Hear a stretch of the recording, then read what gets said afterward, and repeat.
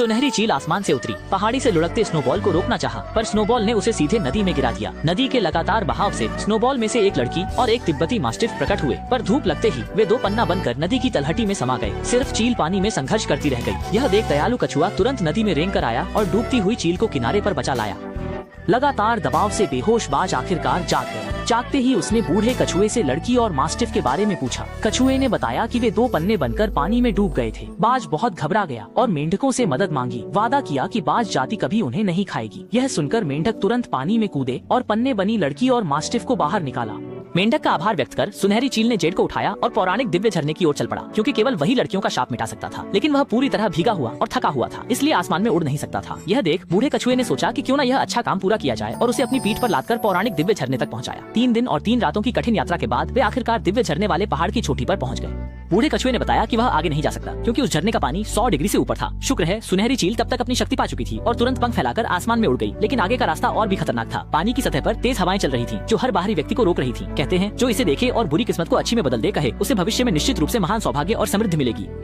अचानक झील से एक जलस्तंभ उठा, जो तुरंत एक झुकी हुई बूढ़ी औरत में बदल गया। पता चला कि वही उस पवित्र झरने की देवी थी। गरुड़ ने उससे कुछ पवित्र जल मांगा ताकि पत्थर बनी लड़की और तिब्बती मास्टिफ को बचा सके, पर देवी ने कोई ध्यान नहीं दिया और सीधे पानी में डूब गई। देवी के इनकार से गरुड़ बहुत निराश हुआ और कुछ समझ नहीं पाया।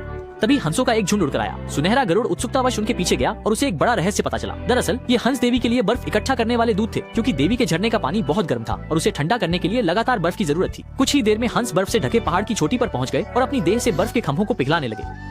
तभी एक विशालकाय बर्फ का खंभा अचानक गिरा। एक हंस की जान खतरे में थी। गोल्डन ईगल ने अपने शरीर से गिरते बर्फ के टुकड़े को रोककर उसकी जान बचाई। इस कार्य ने हंस का विश्वास और सद्भावना जीत ली, इसलिए हंस ने देवी से मिलने पर उसकी पैरवी करने का फैसला किया। रात में हंस ने इकट्ठे किए गए बर्फ के टुकड़ों को पानी में धकेल दिया, जिससे पवित्र झरने का पानी तेजी से ठंडा होने लगा और देवी भी एक बूढ़ी औरत से एक बेहद खूबसूरत देवी में बदल गई। शीनशान हंस भी पानी में कूद गए और पल भर में वे सुंदर युवतियों में बदल गए। वे देवी के पास इकट्ठा होकर नाचने गाने लगे और सुनहरे बाज का अनुरोध बताया। प्रसन्न देवी ने भी हाँ कर दी। सुनहरे बाज ने लड़की और तिब्बती मास्टिफ के रूप में जेड को पानी में फेंक दिया और पल भर में शाप हट गया। वे अपने असली रूप में लौट आए, पर उनके चेहरों पर खुशी जल्द ही चिंता में बदल गई। चूंकि बाकी ग्रामीणों का श्राप अभी हटा नहीं था, देवी ने उनके मन की बात समझी। उन्होंने लड़की को एक जेड बोतल में पवित्र झरने का पानी दिया और बताया कि एक बूंद पानी से श्राप मिट जाएगा। देवी को विदा करने के बाद लड़की और तिब्बती मास्टिफ तेजी से गांव लौट आए। उसने पहले पवित्र जल बूढ़े बैल पर डाला और बैल तुरंत एक बूढ़े आदमी में बदल गया। जैसे ही दिव्य जल मूर्तियों पर पड़ा, ग्रामीण शाप मुक्त होकर सामान्य हो गए।